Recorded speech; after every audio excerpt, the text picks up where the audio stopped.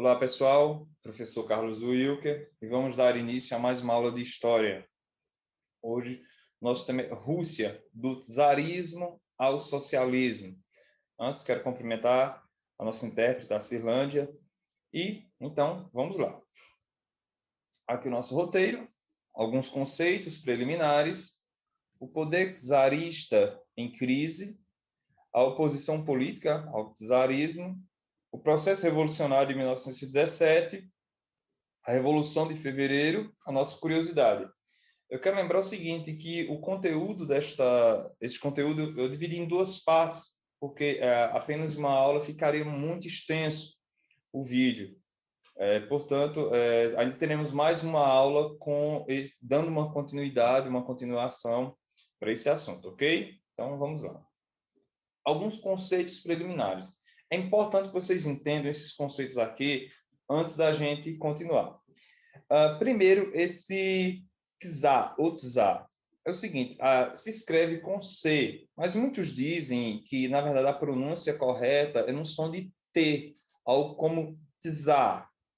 Alguns chamam czar, mas alguns falam que não existe o fonema kz em russo. Então, alguns falam que a pronúncia correta seria czar.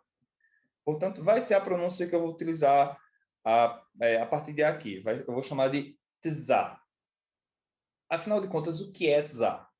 Czar é um título usado pelos monarcas do Império Búlgaro, desde 1917, né, Bulgária, o país Bulgária, e o Império Russo, entre 1546 e 1917.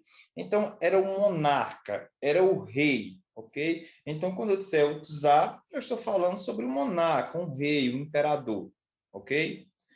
O que é o czarismo? Sistema político que imperou na Rússia desde 1547 até 1917, como vamos dizer, a Revolução Russa. Então, esse é um sistema político, é como se organiza o sistema político. Boiardo. Quem é o boiardo? Boiardo eram os membros da aristocracia, eram os nobres, eram os aliados dos monarcas. É a elite, vamos pensar assim. E mujik. O que era mujik? Era um camponês russo. Era assim que eram chamados, normalmente antes de 1917, quando vai ter a Revolução Russa. Ok? Então, mujik é um camponês, é alguém ligado ao campo. Ok? Então, tenha em mente esses quatro conceitos aqui, esses quatro termos, para facilitar a compreensão de vocês do assunto que a gente está abordando. Mais dois. Socialismo e soviético. Professor, o que é socialismo? Socialismo é uma doutrina política e econômica que prega a coletivização dos meios de produção e de distribuição, mediante a supressão da propriedade privada e das classes sociais. Professor, não entendi nada. Calma lá que eu explico. Doutrina política e econômica que prega a coletivização dos meios de produção. O que isso quer dizer? Vamos imaginar um país puramente socialista. Vamos imaginar o país X. Vamos supor que esse país seja socialista. Como é que ele funcionaria? Todos os meios de produção não seriam privados, seriam estatais. Por exemplo, o que seriam os meios de produção? Bancos, fábricas, indústrias, recursos naturais, como petróleo, minério. Todos esses recursos, o capital, no caso, o dinheiro. Então, aquilo que gera a produção, que produz, seria estatal. Ou, se você preferir, seria privado. Por exemplo, pensem em duas escolas. Pensem aí. Né? Vamos pegar o nosso exemplo aqui de Santa Cruz. Existem escolas que a gente chama de escolas particulares. Né? Essas são as escolas privadas, ou seja, elas não pertencem ao Estado, elas não são escolas públicas. Já existem escolas em Santa Cruz de Caparibe, como em todo o Brasil e no mundo, que não são privadas, não são particulares, né, como a gente costuma chamar na nossa região. Ou seja, são escolas que têm um dono ou donos. São escolas que não têm um dono ou donos. Elas pertencem ao poder público. Então, num sistema socialista, todos os meios de produção seriam estatais, seriam públicos. Espera aí, professor. Então, quer dizer que um sistema socialista, todas as grandes fábricas seriam públicas? Isso, seriam estatais, justamente. Não haveriam fábricas privadas, escolas privadas, hospitais privados, pelo menos em tese, não. Então, quando falamos coletivização dos meios de produção, quer dizer que todos os meios de produção, bancos, fábricas, indústrias, recursos naturais, seriam estatais, seriam públicos. Aí diz assim, como é que seria, e de distribuição. E o lucro desses meios de produção seriam distribuídos. E aí haveria uma supressão da propriedade privada, ou seja, não haveria a propriedade privada. Mas espera aí, professor, então quer dizer que minha roupa pertenceria a todos, meu celular pertenceria a todos? Não, a gente está falando de meios de produção, né? Nesse sistema, teoricamente, a sua casa seria sua, a sua roupa seria sua, a sua bicicleta seria sua. A gente está falando de meios de produção. E das classes sociais. Então, no sistema socialista não existem classes sociais. A ideia é que haja uma igualdade social e econômica. Então, teoricamente, num país socialista não haveriam ricos e pobres, milionários e mendigos. Todos, né, teriam mais ou menos as mesmas condições sociais e econômicas. Então, resumindo, 3 pontos aqui em como seria o socialismo. Seria coletivização dos meios de produção, havia uma distribuição, né, desse lucro, uma distribuição, e haveria uma supressão da propriedade privada e das classes sociais, não haveriam classes, ok? Pelo menos em teoria, é isso que o socialismo defende. Aí há seus defensores e há seus detratores, alguns defendem, outros discordam, mas não vem ao caso aqui a gente defender A ou B. É importante você ter uma noção do que, pelo menos teoricamente, se defende. Sovietes. O que eram os sovietes? Os sovietes eram conselhos políticos formados pelas classes mais populares, que lutavam pela reforma agrária e direitos trabalhistas, ou seja, eram uma espécie de organizações que lutavam por melhores condições de trabalho dos trabalhadores nas fábricas, lutavam por mais direitos desses trabalhadores, ok? Esses 2 pontos aqui são fundamentais também para a gente entender o nosso assunto. Então, vamos recapitular. A gente viu que é o czarismo, a gente viu que é o boiardo, né, que é a elite, a aristocracia ali, o mujik, que é o camponês russo, até 1917, é assim que ele é chamado. Temos o socialismo, a gente entendeu aqui, é uma doutrina política e econômica, e os sovietes. Esses 6 pontos são 6 chaves que vai nos ajudar a compreender o assunto que a gente vai tratar aqui, que é do Rússia, do czarismo ao socialismo. Então, vamos lá. Isso aqui é a Rússia no início do século XX. Vamos para as suas principais características. No nível social, é uma sociedade predominantemente agrária, ou seja, rural. E latifundiária. O que é latifúndio? É uma grande extensão de terra. Latifundiário é o dono de grandes extensões de terras. Então, veja que é uma sociedade predominantemente agrária, rural, com uma grande concentração de terras. Aqui nós temos uma minoria sendo dono, sendo proprietário de grandes extensões de terras. E aí temos aqui, nesse período, 20% da população é dona de 80% das terras. Então, vejam que há uma desigualdade muito grande nessa questão relacionada à terra. Uma minoria tem a imensa maioria das terras.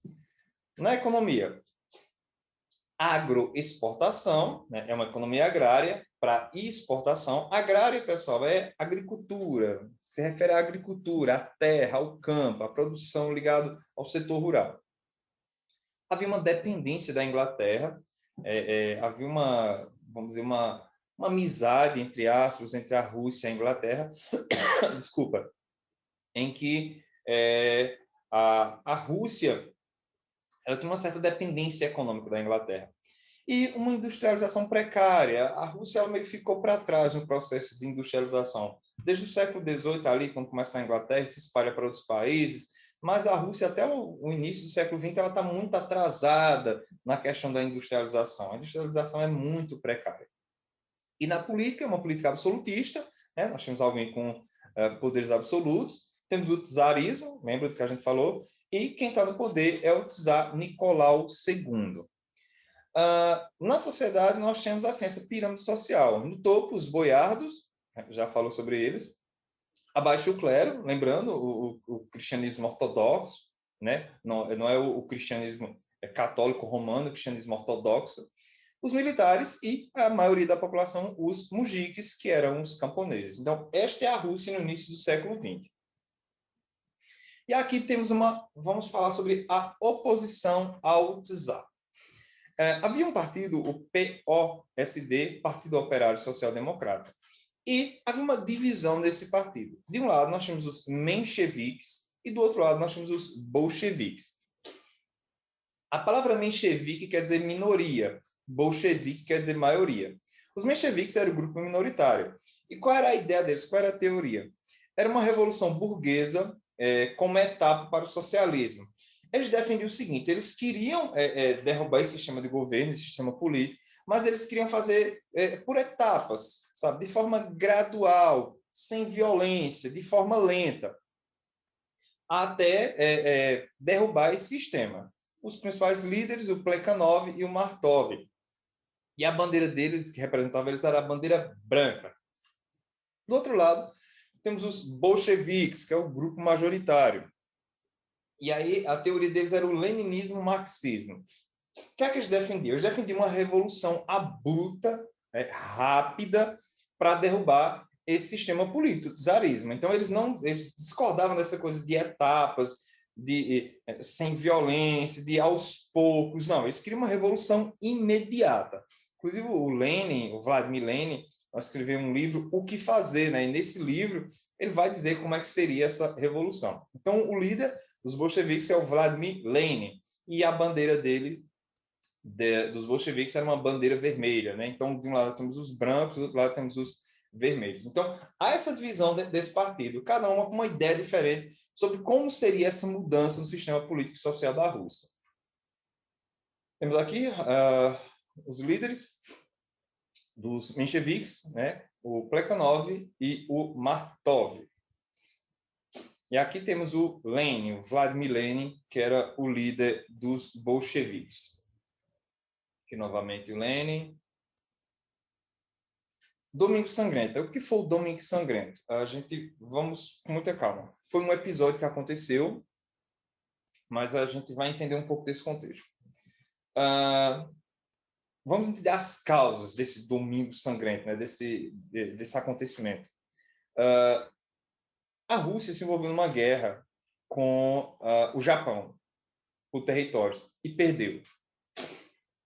Após essa derrota, tem uma grave crise econômica, isso vai gerar fome, ou seja, a coisa vai ficar complicada. E aí, no dia 22 de janeiro de 1905, houve uma forte repressão, uma manifestação pacífica em São Petersburgo.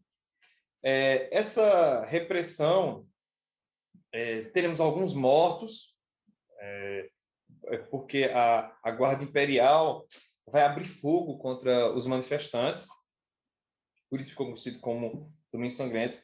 Uma reação a essa reação da Guarda Imperial foi um levante do encouraçado Potemkin, que era um navio, e aí os tripulantes vão se revoltar. Quais eram as manifestações, quais eram as reivindicações desses manifestantes? Igualdade jurídica, né, direitos iguais, reforma agrária, tolerância religiosa, fim da censura e participação popular no governo. Essas eram as manifestações. Quais foram os resultados desse aqui? E aí, os resultados foram o seguinte. Desculpa. O czar ele vai criar o Manifesto de Outubro, né, que é uma resposta do governo czarista a toda essa manifestação aqui.